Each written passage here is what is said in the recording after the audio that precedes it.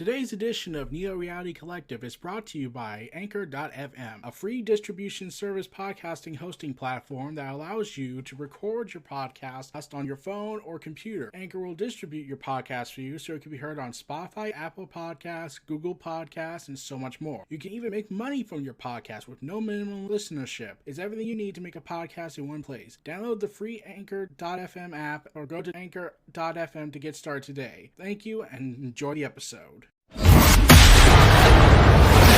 The Neo Reality Entertainment brand expands with a relaunch of the Neo Reality Collective Pop Culture News Talk. Your host, Eric Brown, gives his insights and thoughts in the ever-expanding news world of comic books, professional wrestling, gaming, TV, and movies. Be sure to donate to the brand and keep up to date with additional content on YouTube channels such as Neo Reality Entertainment, NRE The Wrestleverse, and NRE Pop Culture Omniverse.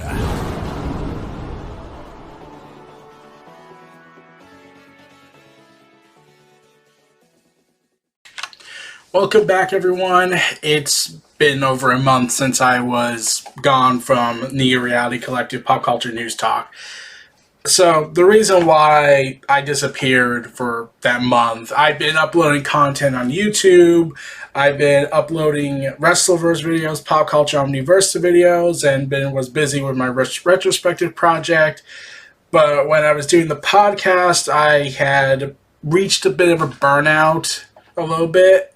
I just needed to take some time off from the podcasting stuff because I didn't know how to plan this thing. I'm still trying to plan what to do in terms of keeping this podcast around because I have enjoyed it. And so right now I'm just trying something a little bit different. I'm only going about 20 pieces of news that I thought were interesting instead of just going as much news as possible that I can maintain a sense of consistency on that. We'll still do the segments and everything, but I just felt like doing this podcast. It was fun. It's been fun, but I don't know if I'm going to keep doing this Wednesday and Saturday. Those are my off days from YouTube projects, but I'm still thinking of some ideas of where to go with this and so on and so forth. So I apologize for those who wanted to know where I was. So this is my explanation. So if anything happens in the future, then you could just go back to this episode to, get this from the beginning. This is a 90-second apology, basically. So big news had happened in the world of professional wrestling when a bunch of wrestlers were released from their contracts. And yeah, I covered that on my Wrestleverse channel.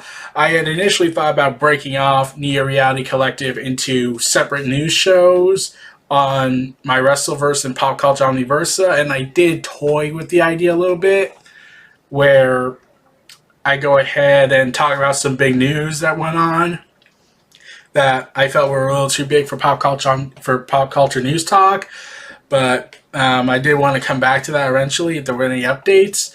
But that's as far as I'm getting at the moment. But yeah, we're back on this. I'm here to talk about that.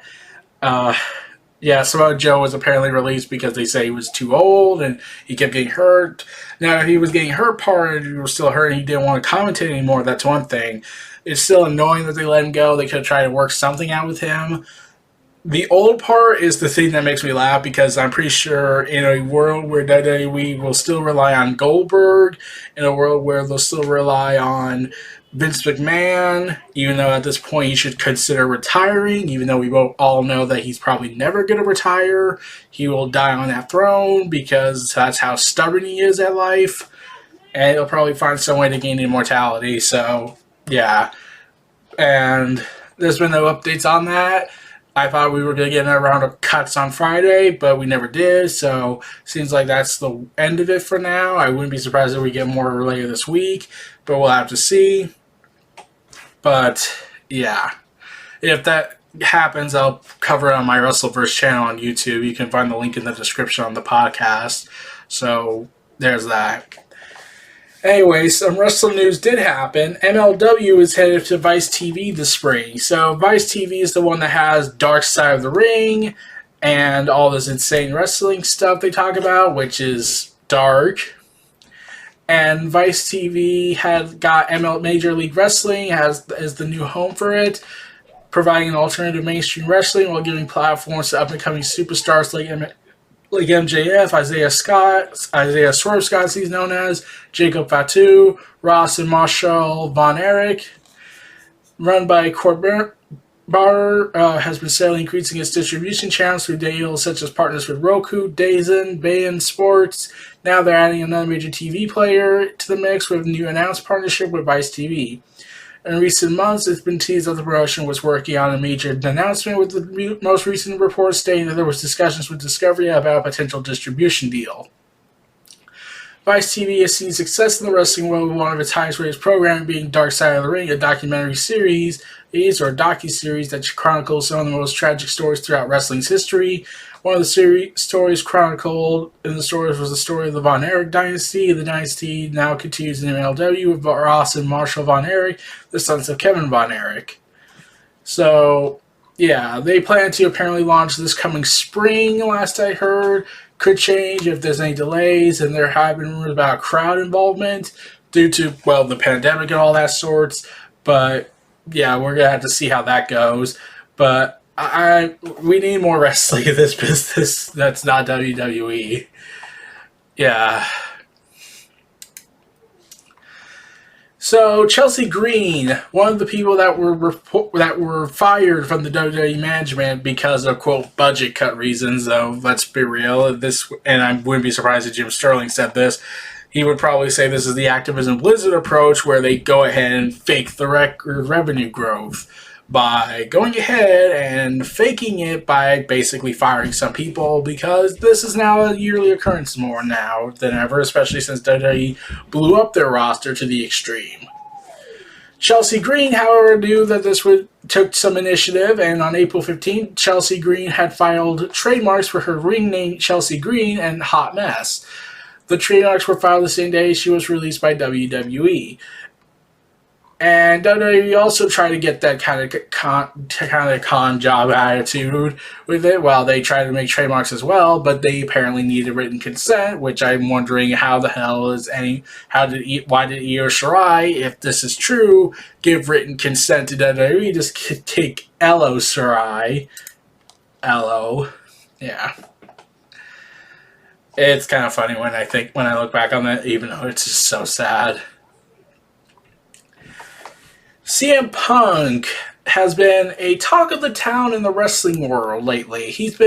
I covered this a little bit on my Wrestleverse channel, but one of the things that I will bring up is that I think wrestling wants CM Punk back. Wrestling wants CM Punk back.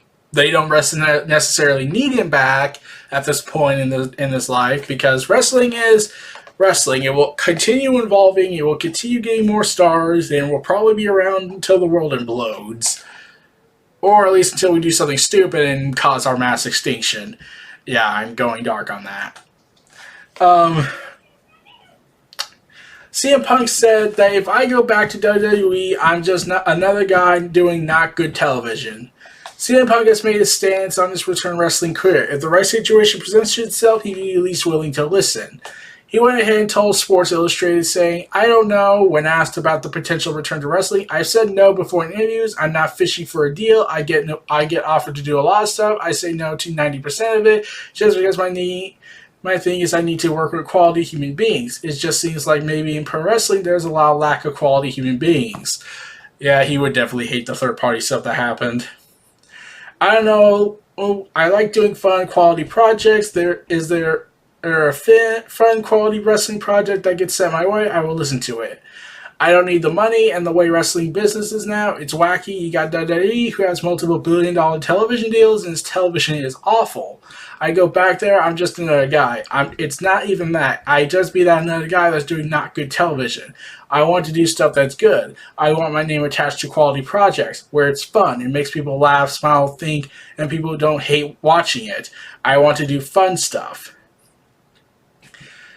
So, yeah, okay, so I get AEW is not the perfect wrestling place. I get that. I'll acknowledge that as an AEW fan. But at least everyone seems to think, except for the tribalists of the world, that say it's not fun, even though everyone says it's fun, and Punk does seem to keep an eye on things. But when he brings up the quality human being part, I just laugh because, oh boy, he goes ahead and says about Will Ospreay saying, I don't want to give people false hope, but he interests me. Because Will Ospreay, because that guy had to do it, called out certain people, former WWE champion Drew McIntyre for a match, and retired former WWE champion CM Punk. So, Ospreay, the sad man that did some questionable things, that came out and speaking out, and even before that there was stuff that was coming out but not as well known.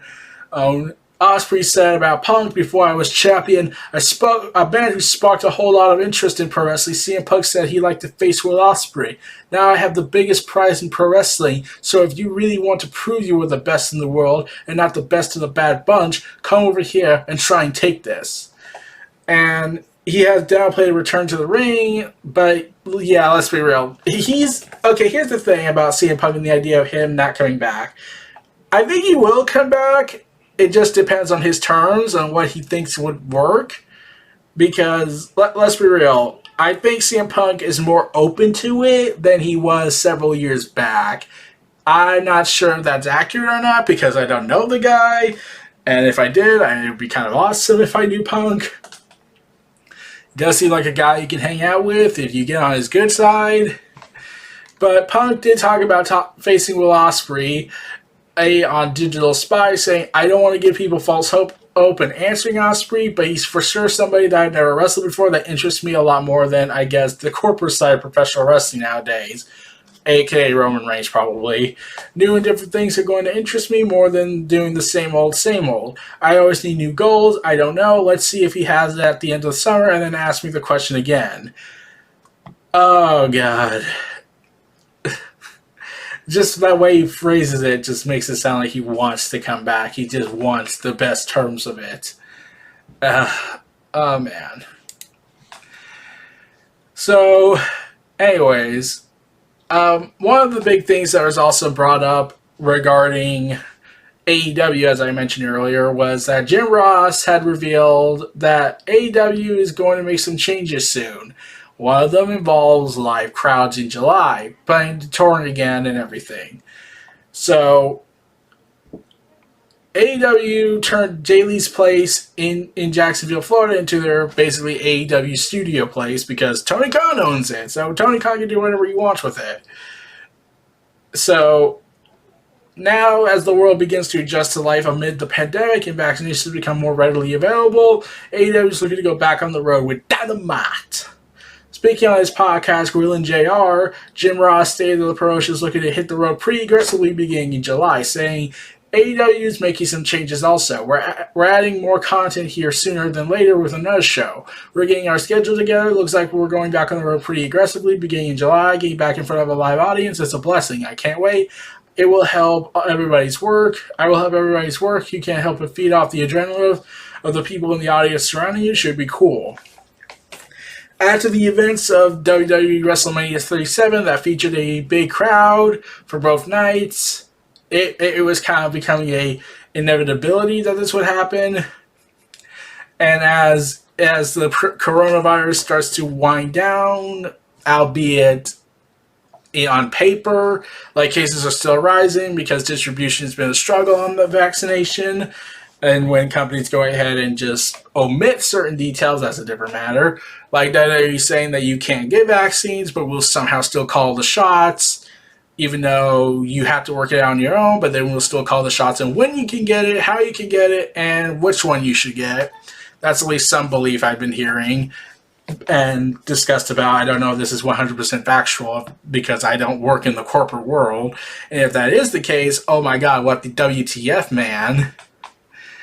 So, yeah. Blood and Guts, the AEW event War Games event that was supposed to happen before the pandemic, will now have the Inner Circle take on MJF and the Pinnacle, when they said that probably can't happen at the moment because there's a virus and you have over 10 people involved.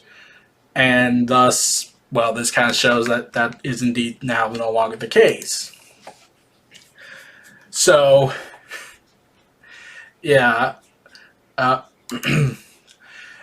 So I'm excited for AEW to go back on touring, though I'm hoping they take all the precautions needed, so because the pandemic is still a big deal. Or they can go to New Zealand. They could go to New Zealand, and just hang out there because New Zealand seems to be going back to is pretty much back to normal since they have spent over nearly $500 million on Amazon on Lord of the Rings. I am still baffled by that. Like, there's been some disputes about that, but let's be real. When you hear reports that say we have a department team going ahead and detecting how the dust should move when you walk, I think that's an obsession to detail that I wouldn't be surprised. Considering how much money Amazon makes, I get the feeling that's in fact accurate to the real thing. That it's nearing that kind of money, and I'm just thinking, man, 8 episodes for one season, and they're spending that much on 8 episodes, and this is supposedly a 5-season plan. And we're not even close on the marketing stuff yet. They haven't marketed this yet, and their Lord of the Rings tie-in MMO most likely was canceled due to a dispute with Tencent. And then you got to also consider that there's already a Lord of the Rings MMO, which would have caused market confusion probably. But yeah, it's just, oh god, it's just so insane. So yeah, speaking of industry of movies and pop culture, Dave Bautista set up a meeting with DC Comics to tell them he'll play Bane one day. Dave Bautista has revealed more about the time when they pitched to Warner Bros. And DC to let him play Bane, Batman's arch nemesis, or at least one of the 50 or so arch nemesis he's made. According to Collider, Bautista shared details about his pitch to portray the classic Batman antagonist during an appearance at Justice Con, promoting his role in Zack Snyder's Army of the Dead. He revealed that at one point he went directly to studios to strongly express his desire to play Bane on the big screen for any future projects they had planned. I've made no secret about this, highlighting the DC villain at one point of his dream roles. I want to play Bane so bad, I went to Warner Bros. And had an appointment with them, had an appointment with DC, walked in the door, said, I want to play Bane. Not kidding. They were a little like, whoa, we're not even casting Bane. I was like, I don't care, I'm playing him. After the event, Bautista took to social media to confirm his statement saying, I wasn't joking. And he posted on Twitter alongside a photo of him at Warner Bros. Lot. But in all honesty, they did have a good giggle and showed me the exit. At least I gave it a shot. My life seems to be continuing mission to find an alternative route to get where I want to be. I'm good with that. Yeah, Bautista's Bane. Considering how in the comics Bane is Latino, if I recall correctly, and the movies have made him a white guy, and now if Bautista played him, I lost track of his ethnicity, so I don't know. Well, I can imagine Bautista being Bane, but he's just so into the MCU as Drax. It's so hilarious. I'm just curious to know how he could make Bane work. He has the look, but there's so much of Drax in him now. I'm wondering how would he do that, especially when you consider Warner Media and how they treat the DC universe, extended universe at least, because yeah, it's pretty messed up. And then you realize another factor is, oh my god, he probably wouldn't be able to do a scene where he does an improv scene like he does the more famous, oh, do you want better? Why is Gamora? And I'm just still laughing thinking of that scene. Oh man, that's hilarious. Oh man, that's just a hilarious reminder of the insanity that was the MCU right now.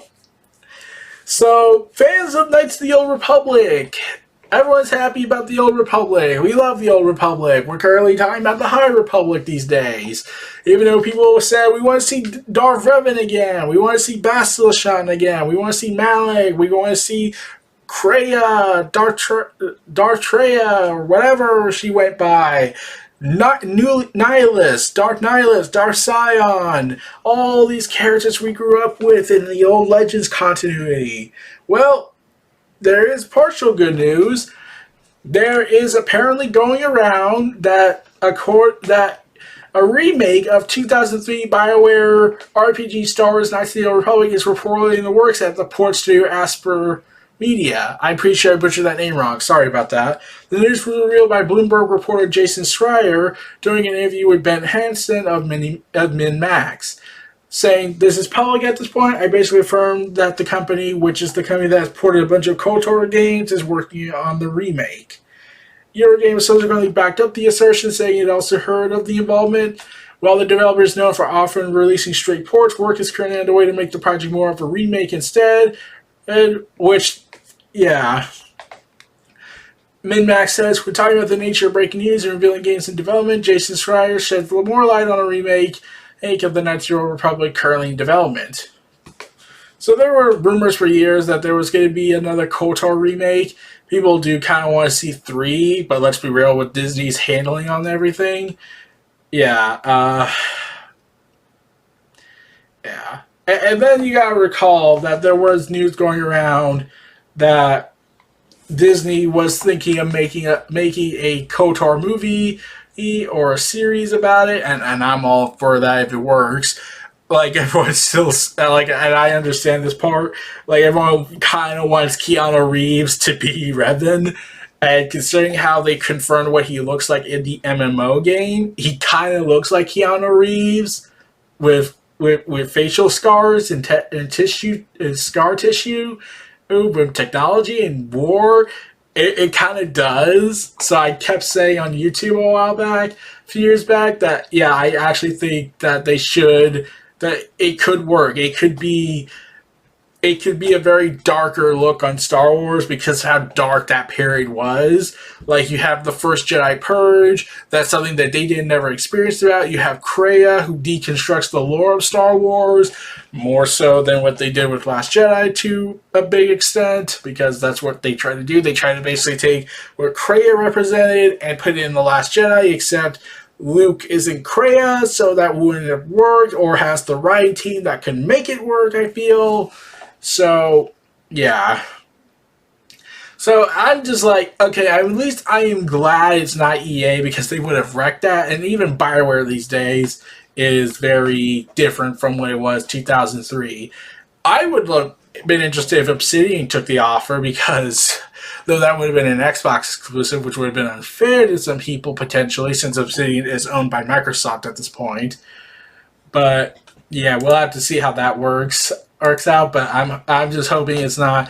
It's probably like on the level of a Final Fantasy VII remake, but I'm pretty sure it's not going to be just going to follow the same beats and not be, like how Final Fantasy VII remake is the game of a Final Fantasy VII 1, 2, and 3 kind of deal.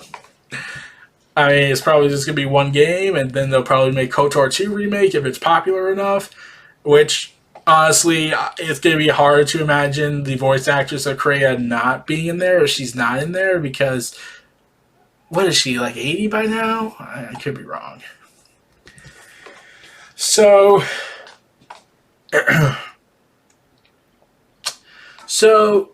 Overwatch director Jeff Kaplan has announced that he's leaving Blizzard Entertainment. Oh, shocking.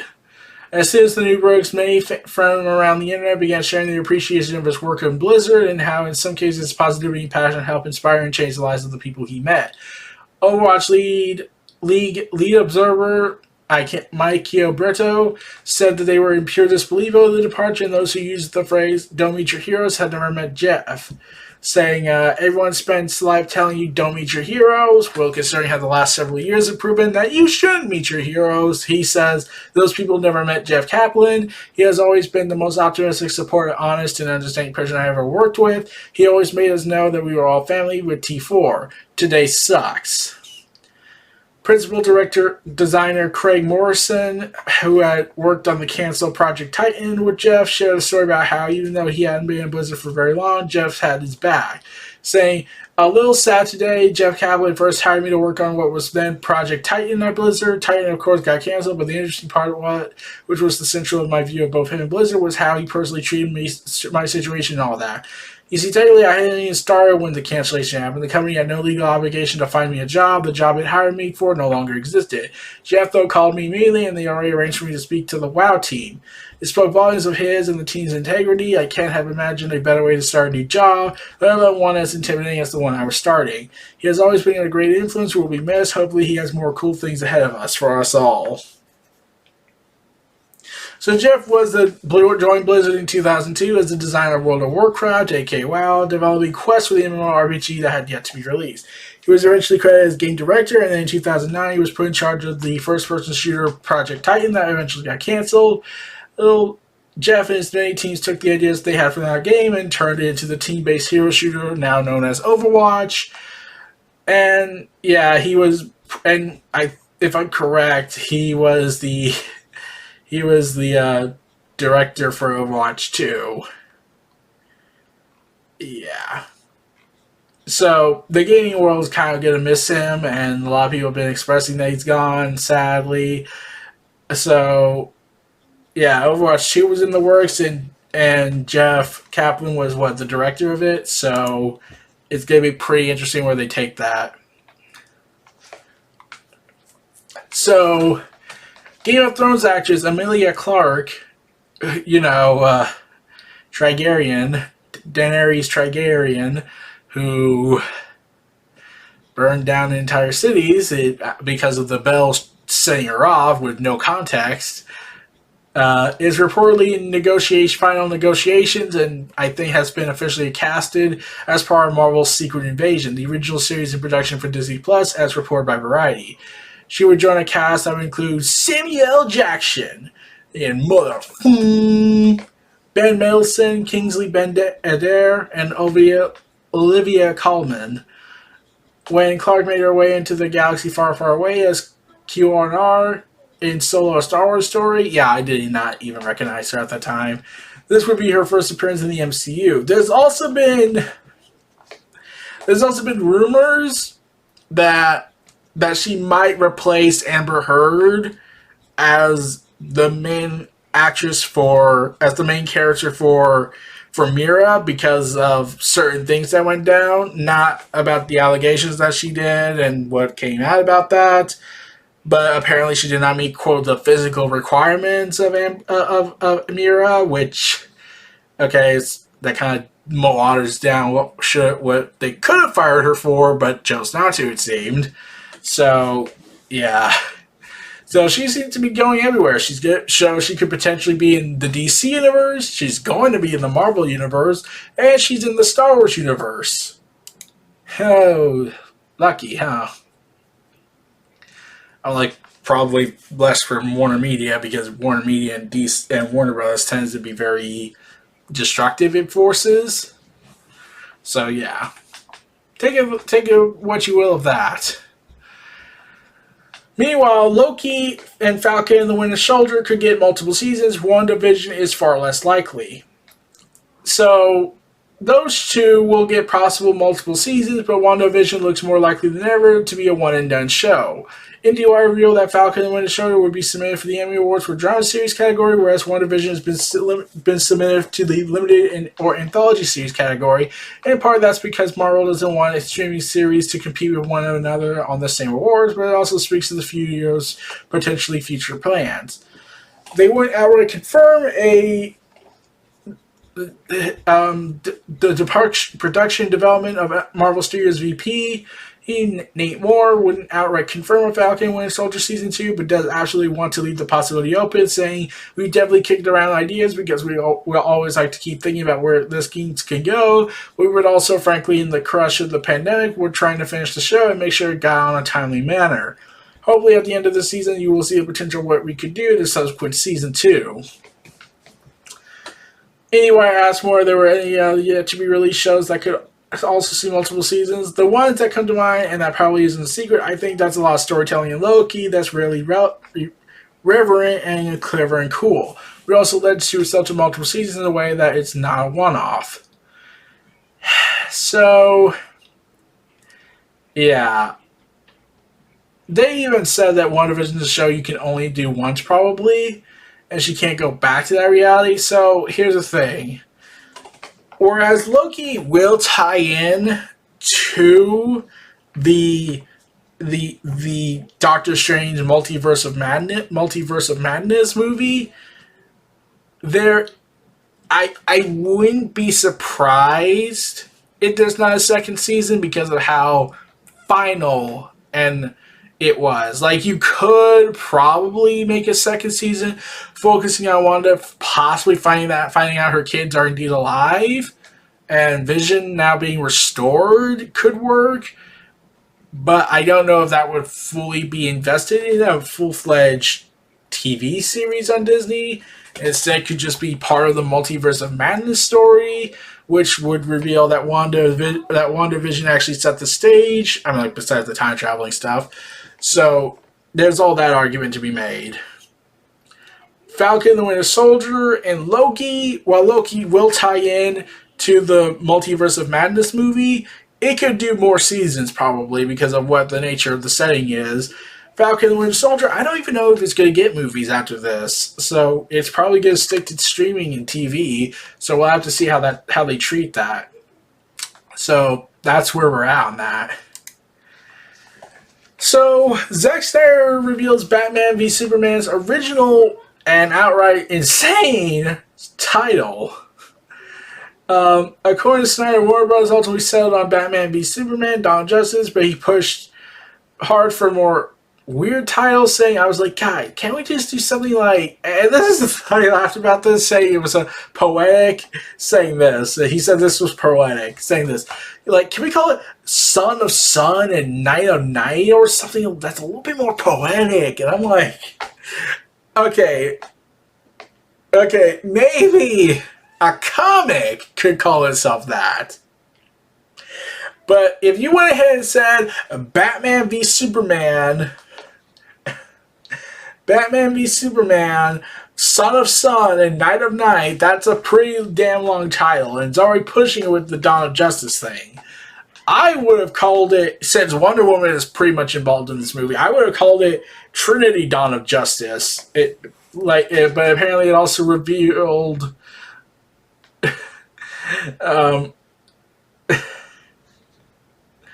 like one of the other possible names were involved Justice League Foundations or Justice League Rising.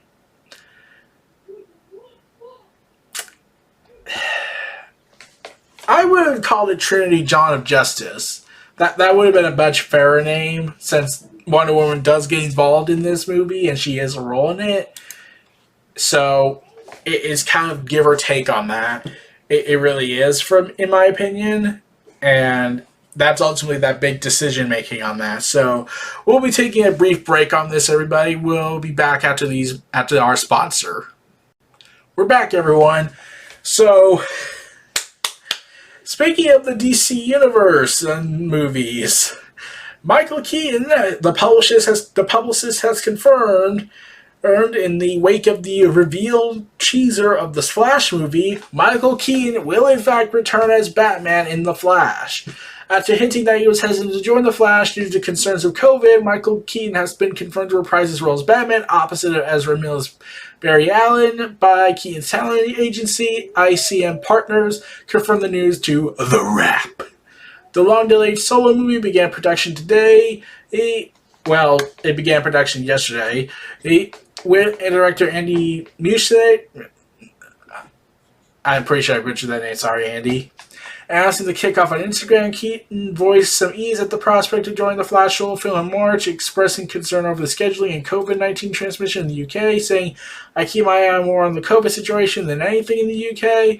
That will determine everything. That's my first thing about all projects. I look at it and go, is that a thing that is going to kill me, literally? And if it doesn't, then we talk. So there's now 2 Batmen in this movie because Ben Affleck has been set to reprise his role as Bruce Wayne Batman in the movie. So we got Keaton Batman and Batfleck. The film is also expected to confront the DC multiverse with the story planned as a new take of the Flashpoint storyline. So we're also going to see Sasha Calle, butchering that name probably, as Supergirl. Iris West is involved, Chrissy Clemens, and yeah, I just need to double check on something. Okay, let's see, just to be safe. Okay, yeah, she is the same actress from the Zack Snyder cut. It's okay. And yeah. Producer Barbara, convenient. It's going to be fun and exciting. Saying this, it's going to be fun and exciting, and there are a lot of DC characters in it. Flash is the superhero of this film because he is the bridge between all characters and timelines. In a way, he restarts everything. He doesn't forget anything. So, get ready for that, everyone. Like, if you can. So, good news for all those PlayStation 3 and Vita game owners. Sony reverses course and will continue selling PS3 and Vita games after all on the storefront. Sony has changed its direction and will now keeping its PlayStation Store operational for PS3 and PS Vita devices as detailed on PlayStation blog.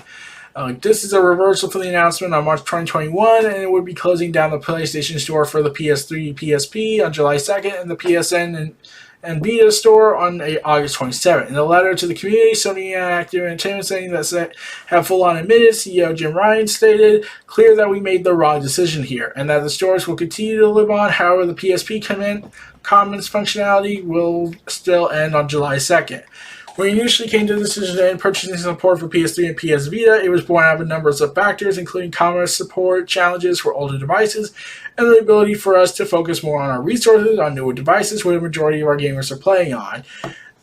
We see now that many of you are incredibly passionate about being able to continue purchasing classic games on PS3 and PS Vita for the foreseeable future, so I'm glad we're able to find a solution and to continue operations. This is the thing that bugs me about this. So, when I heard this, I was thinking, I don't think this would have been as much of an outrage if Sony just swallowed its pride and just went and preserved its games for newer consoles. Backwards compatibility. Sony has reversed course on that attitude in recent years and has basically been like the whole F you out attitude, which hasn't helped their reputation now. Now they're in the same boat Microsoft was in when the Xbox One was first unveiled, so kind of like, we're still in the age of the one-ups, I think, and now they're trying to one-up attitudes. Sony says, we'll be evil. Microsoft says, we'll be good to the gamers, and whatnot. So, one of the things that launched on April 20th was the Xbox Cloud Gaming Beta, limited beta for Apple devices and PC. Microsoft announced that the Xbox Gaming Limited Beta for Windows 10's PC and Apple's iPhones and tablets via web browsers had begun on April 20th. As revealed on Xbox Wire, invites were sent out, and those selected will play over 100 Game Pass titles through Edge, Google Chrome, and Safari on Xbox Play. The limited beta will be a time to test and learn, and invites will be sent out to a more continuous basis to players in all 22 supported countries.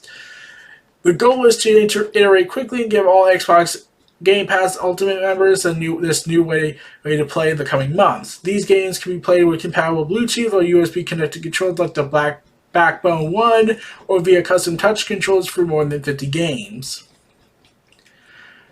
The reason the Xbox Cloud Gaming is only available via web browser is due to Apple's restriction on games that bypass the Apple Store via another app. Xbox Cloud Gaming, which used to be called Project X Cloud, has been available for Android devices for some time. In 2019, there was free press with the tech by IGN behind the streaming service, and has only improved since then, according to them. So, yeah, this was a kind of a big deal. I had actually considered doing Android for a little bit, but then I just moved on and didn't care after that. So, yeah, Apple's restrictions continue.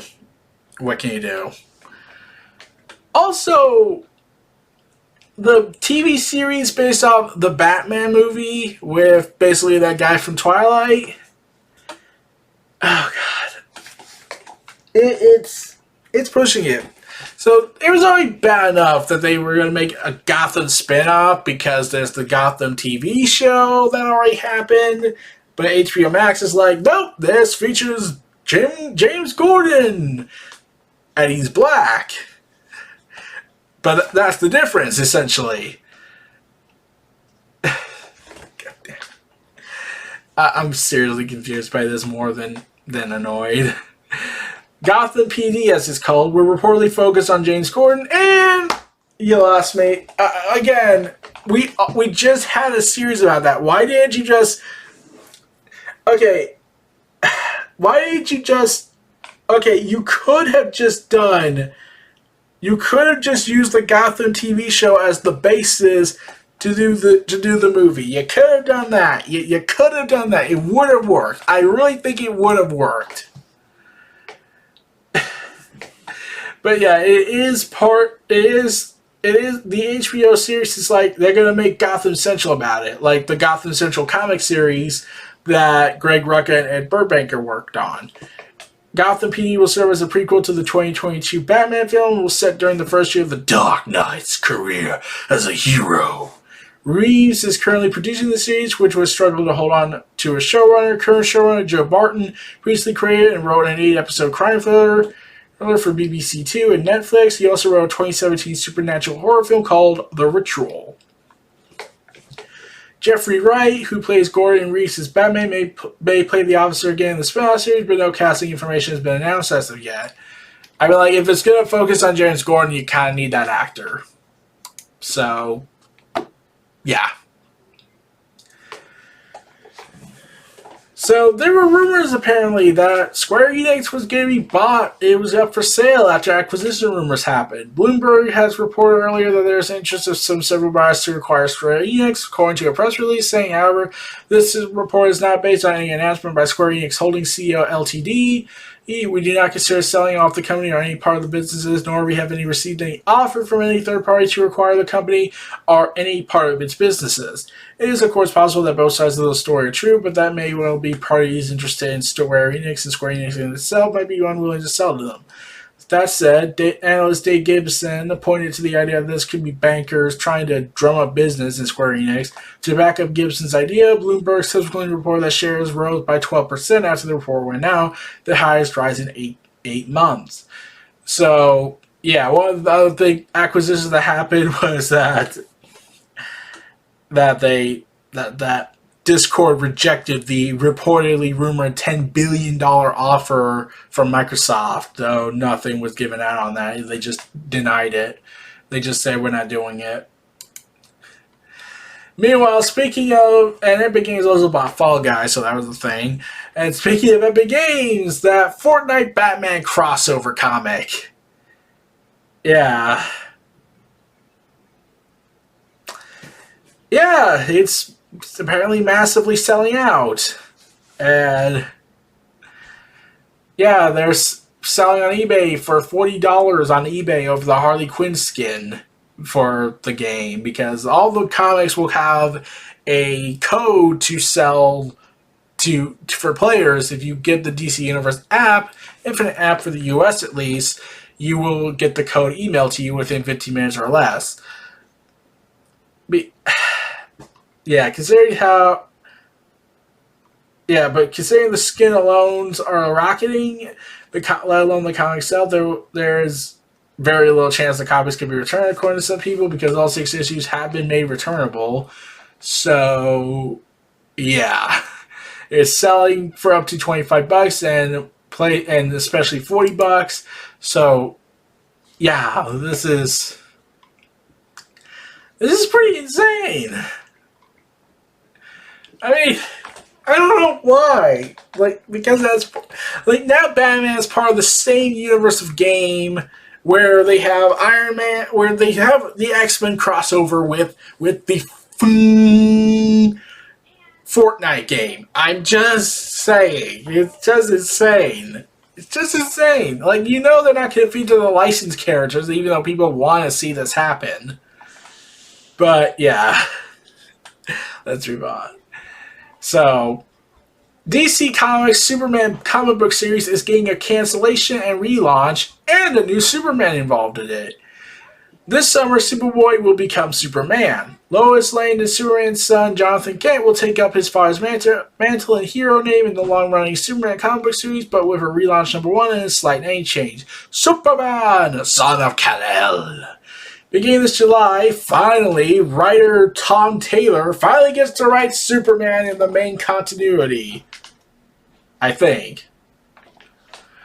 And Justice writer Tom Taylor and Young Justice artist John Timms will follow the new Superman as he takes over guardianship of the Earth while his father branches out into outer space. Ace with DC's description saying Jonathan Kent has experienced a lot in his young life. He's fought evil with Robin, Damian Wayne, traveled across the galaxies with his Kryptonian grandfather from another timeline, lived in the future with a legion of superheroes who were intent on training him for the day his father could no longer be Superman. There's a hole in the Legion's history that prevents John knowing exactly when that will happen, but all signs point to it being very soon. It's time for the son to wear the cape his father and then continue the never-ending battle for it to be the symbol of hope for his home planet. So, yeah, I am still curious if they'll ever address Damian Wayne and whatnot. But yeah, meanwhile, his father, Clark Kent, aka the original Superman, will continue his quest for truth and justice in Action Comics in his current story arc of liberating the slave population of the alien planet Warworld. Action Comics series writer will continue the book of Philip Kennedy Johnson with this arc, joined by artist Daniel Sanfari. This issue takes the action to Atlantis and the Fortress of Solitude, where Warworld refugees have taken possession of the dangerous Warworld tech, bringing it to the Aquaman's undersea kingdom, risking all-out war that even Storm may not be able to prevent. Reads DC's description for Action Comics 1033.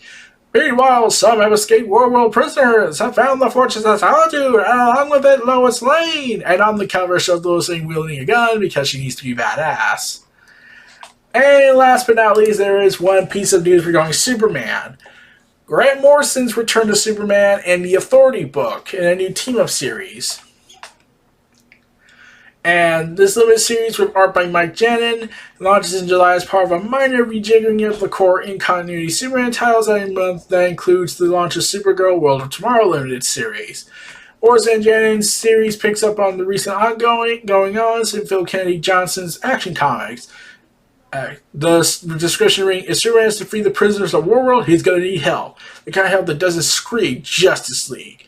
According to the publisher, multi-Eisen award-winning writer and fan-favorite artists have the solution, and in the form of a new iteration of the Authority led by Manchester Black, and along with the original Authority members Midnighter and Apollo, new members called from the DC proper, Enchantress and Natasha Irons, as well as a new version of Light Ray of the New Gods and OMAC. Yeah. This new team will have to learn to work together and fast, as the Ultra Humanite has formed his own team of villains to take out the Man of Steel. So this is canon. I thought this, when I first heard the announcement, I thought this was actually part of the whole spin take of the Omniverse route they're going for, because Superman joining up with the Authority is a weird concept, considering how ultra-violent the Authority is supposed to be. The publisher also says that the limited series will help launch an all-new status quo for Superman, setting up story elements that will impact both Action Comics and the Son of Kal-El Superman story, the retail Superman title that gets a new writer and new focus starting in July for the foreseeable future. Superman and the Authority is an ultimate homecoming for Morrison, in addition to the Reverend Eisen Award 2005 All-Star Superman series, considered by many, including and many sites, as one of the great Superman stories ever written. Morrison was the writer of the relaunched Action Comics with artist Rags Morales as part of the New 52 reboot. Morrison, of course, also wrote Superman as part of the equally revered late 90s JLA run. Morrison's history of the Authority is a little more turncoded. In late 2006, Morrison launched Volume 3 of the series for artist Gene High, in what was intended to be a significant relaunch for it, the original Wildstorm title Wildcats, which Morrison also wrote for artist Jim Lee. Only one issue relaunched with Wildcats and 2 issues of the Authority were ever released. Morrison later explained in 2008's New York Comic Con, Authority was just a disaster. It would have been interesting to see Morrison work on that. After the series began running late and Morrison became heavily involved in the DC year-long weekly series 52, when they saw the less-than-rave reviews for the first issue of Authority, he basically said this, I said, funk it. Morrison's planned storyline was later scripted by Keith Giffen in the 2008's Authority, The Lost Year. Superman and the Authority goes on sale July 20th. So Grant Morrison gets to basically have a second shot, at least from what it sounds like, of Superman and the Authority. I'm still honored about this idea. Superman teaming up with the Authority. It's not like Apollo and Midnighter are obviously the OG members. The others, not so much. There are other characters: Enchantress, Natasha Irons, and with new funded back by seemingly by Manchester Black. So yeah, it's gonna be interesting. I know when they're probably never gonna see that. I keep forgetting her name for who represented the 20th century and whatnot, which still confused me about that. Like, I was not in the Wildstorm universe that much, so I don't know. I probably got that wrong. And then they retconned it, saying that you see, this is actually part of the DC universe, but it broke it off due to timelines, and therefore we gotta bring it back and realign everything because it's the New 52 and whatnot. Yeah. So, yeah, Superman and the Authority are the thing that I closing out on this. Grant Morrison's return to the new Team Up Limited series. So, this is clearly his second chance to get the authority he wanted to do, but now it has to involve the DC Universe and Superman. Still awkward. So, I'm glad to be back on this. We got up to 50 minutes of this, so I'm hoping I can keep this going. We'll have to see how this works. So this was Neo Reality Collective Pop Culture News Talk. Feel free to check out my other episodes. Follow this podcast on Anchor.fm and all my subsequent distribution sites like Apple Podcasts. Donate to the brand and everything, and I'll see you all next time. Take care, everyone, and stay safe. Be sure to donate to the brand and keep up to date with additional content on YouTube channels such as Neo Reality Entertainment, NRE The Wrestleverse, and NRE Pop Culture Omniverse.